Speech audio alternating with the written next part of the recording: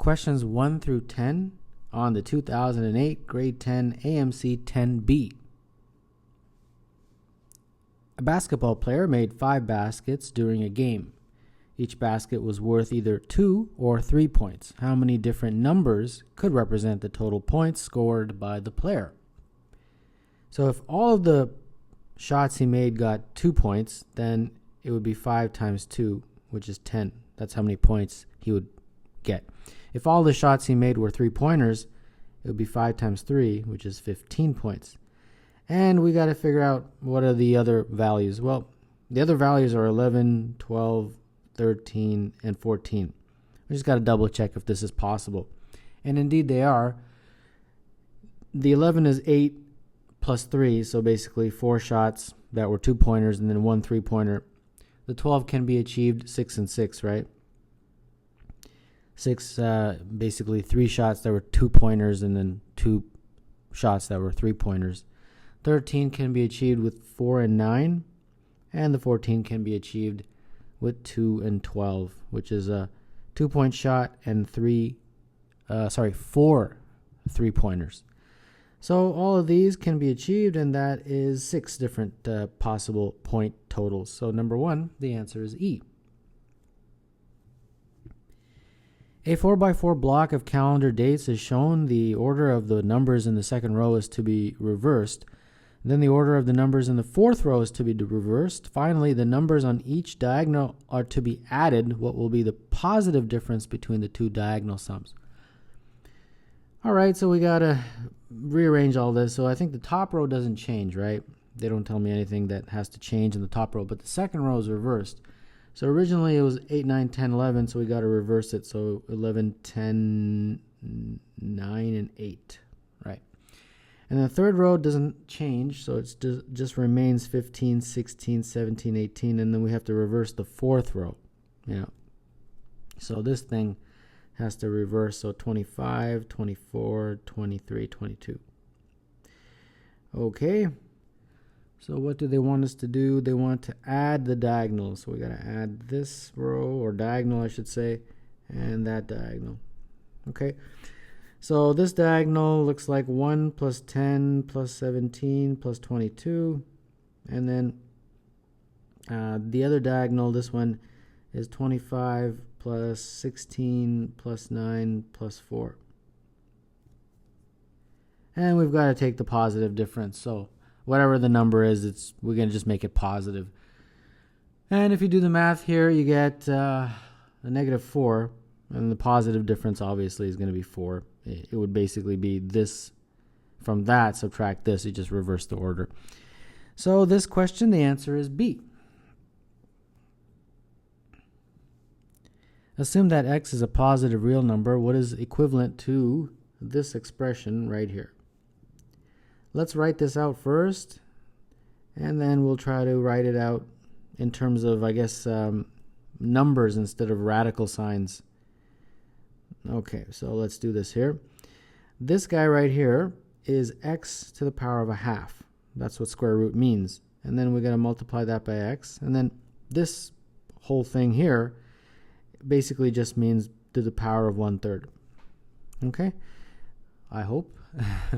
So we've got to now add up these guys. So if you're multiplying, you're going to add the exponents, right? So it's going to be x to the power of 3/2. And then that is to the power of 1/3. And then now we have to multiply this because it's this to the power of this. It's this expression to the power of 1/3. So we have to multiply these two exponents. That's part of the exponent laws.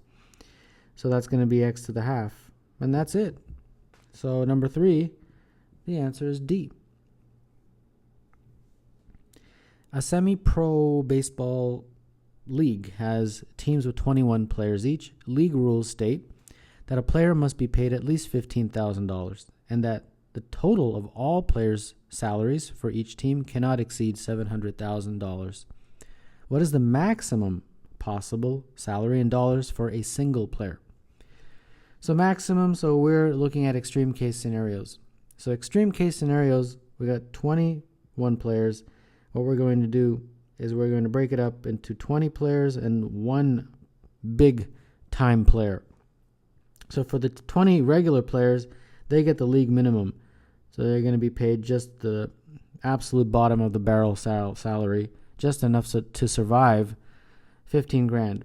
And the big star, the hot player, the all-star, whatever you want to call him, he gets paid the big bucks.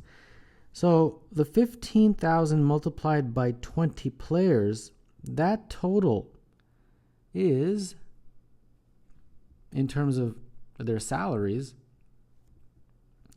20 times 15,000, obviously. And we got to do the math here, and this is $300,000. So these 20 players comprise $300,000, and we cannot exceed 700,000. So the maximum this superstar player can be paid is 700,000 minus what you've already paid the other 20 players, and that's 400 grand. So 400 G's is the maximum that you can pay a single player, and that would be, for number 4, choice C. For real numbers A and B, define $b as a minus b squared. What is this expression right here? So very carefully, let's not make any mistakes here. Separate this here like this. So entirely looking at that definition, this is going to equal, let's do this carefully here, all squared. So A goes in here, and then B goes in here. So what's my A? This whole thing is my A. So it's x minus y all squared. And then what's my B? It's this whole thing right there. So y minus x all squared. Okay, so let's, I guess, expand this. So it's going to be x squared minus 2xy plus y squared. And then expand this guy, y squared, but I'm subtracting, so minus, and then minus 2xy, so I'm subtracting, so plus 2xy, and then positive x squared, and I'm subtracting, so it would be minus x squared. So what we have left is this cancels, and that cancels. So we got 0, and 0 squared is 0. So number 5, the answer is 8. Points B and C lie on AD. The length AB is 4 times the length BD, and the length AC is 9 times the length CD. The length BC is what fraction of length AD? Okay, all of that is meaningless unless you have a diagram to explain it all. So here we go. So we've got a big line, AD. This is A, and this is D, like that. Okay. And then we have AB. So B is somewhere in here. I don't know where it is. Let's say it's there. And AB is 4 times the length of BD. So from A to B, I will call that 4x. And from B to D, obviously that's going to be x, because AB is 4 times the length of BD. And then they tell me that we've got AC and CD. Okay, so C's got to be somewhere. Let's just put it there, C. And AC, so I guess from here all the way to C, is 9 times the length of CD. So if this is 9y, this is y. All right, so that's the setup of the question. So what do we have to figure out? The length BC is what fraction of the length AD? So they want BC is equal to something, some fraction of AD. Okay, I understand. All right, here we go. So first and foremost, this whole AD in terms of x is 5x, right? And this whole AD in terms of y is 10y. So that means x is equal to 2y. So that's the first relationship. And now we can immediately just go to what they're asking us for, trying to figure out a relationship between BC and AD. Well, what is BC? BC is x minus y, right? Because from here to here is x, and if you take away y, you get left with BC. And AD, well, AD is 5x or 10y. Which variable do you want to use? It doesn't really matter. I'll just use 10y, like that.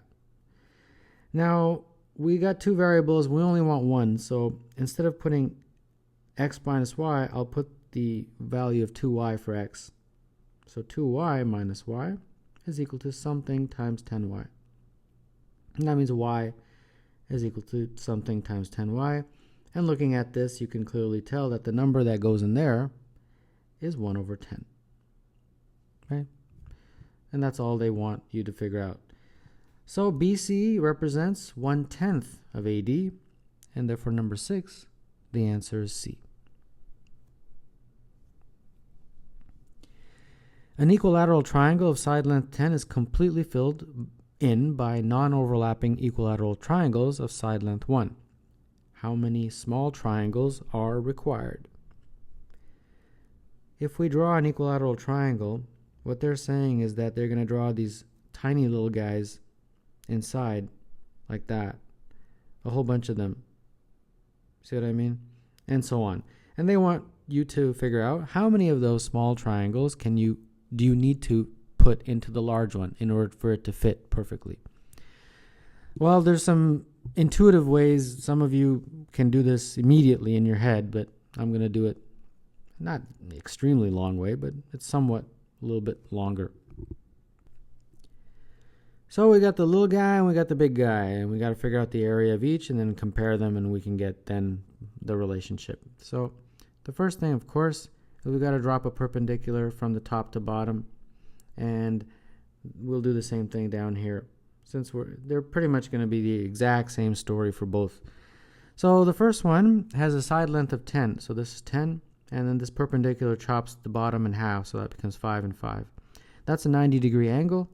And this is 60, since the equilateral triangles have side length 60, and this is 30. So we have a 30, 60, 90 triangle, and as always, the ratio of the sides is 1, 2, and root 3. So this, top to bottom, is the height, and we can figure out the height with the ratio of the sides. So h over anything you want to use is fine. H over 5 is equivalent to root 3 over 1. So that means that h is equal to 5 root 3. So this area of the big triangle is 1/2 base, which is 10, times height, which we just figured out is 5 root 3. So that looks like 25 root 3. And in an identical way, you're going to do the same thing for the little guy, which has a side length of 1. This is going to be 1/2 and 1/2. And this small h, we can figure out h over 1/2 is root 3 over 1. Same story as before. So that means h is root 3 over 2. So the area of the little guy is 1/2 base, which is 1, times height, which is root 3 over 2. And that is equal to root 3 over 4. So how many of these do we need to fit into the big guy? Well, you divide the areas. So 25 root 3 divided by root 3 over 4. And that is 25 root 3 over 1. Invert and multiply, and there you go, you get 100. So number 7, the answer is C. A class collects $50 to buy flowers for a classmate who's in the hospital. Roses cost $3, carnations cost $2. No other flowers can be used. How many different bouquets could be purchased for exactly $50? Roses, $3, carnations, $2. And somehow a combination of roses and carnations equals $50. So what we are basically being asked is to find integer solutions to this equation, right? Because the number of roses has to be an integer, and the number of carnations has to be an integer. You can't send 2.41 carnations. You can't send 7.23 roses. I mean, I guess you could, but that's not going to make sense. So I have to find integer solutions to this equation. Okay, no problem. Let's make a little table and let's start. So the first, I'll start with just 0 for x. If x is 0, y is going to be 25. And is that an integer solution? Sure. And then you just kind of keep going like this, and this is what I call a time drain. On math contests, you have no time, but somehow, I guess if you're quick, and some of you are, I guess I'm intermediate. I'm not exactly the fastest, but I'm not the slowest either. So if you just kind of keep plugging away, you get this, and you get a little bit of a pattern eventually that looks like to me every other one is going to give me an integer solution. You see how that's happening there? So you can kind of extrapolate and kind of just jump forward a little bit and get to the very end one, which is 16 and 1. And then if it's 0, it's 16.6 approximately. So you can see that every other one, it became an integer solution. So for x, the values would be 0, 2, 4, 6, 8, 10, 12, 14, and 16. And that's 1, 2, 3, 4, 5, 6, 7, 8, 9. 9 solutions. So number 8, the answer is C. A quadratic equation, ax squared minus 2ax plus b equals 0, has 2 real solutions. What is the average of the solutions? Well, some of you already know this, but I'll show you a very quick way. This is a rule. If you have any quadratic equation of the form ax squared plus bx plus c, the rule is that the sum of the roots, there's going to be 2 roots, right? The sum of them is equal to minus b over a. All right? So you can very quickly figure out the sum of the roots of this equation using that. Minus b over a in this case, just don't get confused with the letters. Minus b in this case is minus 2a. Okay, I'm looking at this right here. And then a in this case is just a. So this becomes just 2. So that's the sum. So if you had r1 plus r2, if those are the roots, the sum is 2. They want the average. Well, how do you figure out the average? Well, you divide by 2. So the average is 1. And there you go. Number 9, the answer is A. Alternatively, you can use the quadratic formula, figure out the quadratic equation, and then add them and then take the average, and that would be perfectly legitimate, but I think this is a little bit faster. Number 10. Points A and B are on a circle with radius 5 and AB is equal to 6. Point C is the midpoint of the minor arc AB. What is the length of the line segment AC? As always, let's draw a diagram and let's see what we can do here in terms of explaining this. So first and foremost, let me draw AC. So something like this. I'm not sure. Probably something like this. And then I'm going to draw, of course, the radius. So it's going to be from the center about here till there. And then I'll draw it till the end like that. And I think that should be it. One more line from there to there. Okay, now let's label this. What do all of these points? Well, this is the center, so I'm just going to call that O. And this was A right here. And this was B right here. And then C is the midpoint of the minor arc. So this is the arc. So the midpoint of that is right here. So that's C. And anything else? I think that's it, right? I'll just call this one D right here. They don't say that, but I'll just call it that. Okay, so let's start labeling. This is 5. AB is 6. So top to bottom is 6. So that is 6. So that means when you draw this, because of the symmetry, it's going to cut that in half. So from there to there will be 3. And of course, this is a right angle. So very quickly, we can figure out that OD is 4, right? It's a 3, 4, 5. Even if you didn't know that, you can just do Pythagoras to figure out that OD would be 4, right? It's 25 minus 9, which is 16. But 3, 4, 5 triangles are so common that I kind of knew that immediately. And then what do they want us to figure out? The line segment AC. Okay, so they want me to figure out right here. Okay. Well, this whole thing is the radius. From here to here is 4. So this must be the radius minus 4. The radius is 5. So that must be 1. So again, another Pythagorean relationship. AC squared is equal to 3 squared plus 1 squared. That's 10. And therefore AC is equal to root 10. So number 10, the answer is root 10. And that's choice A.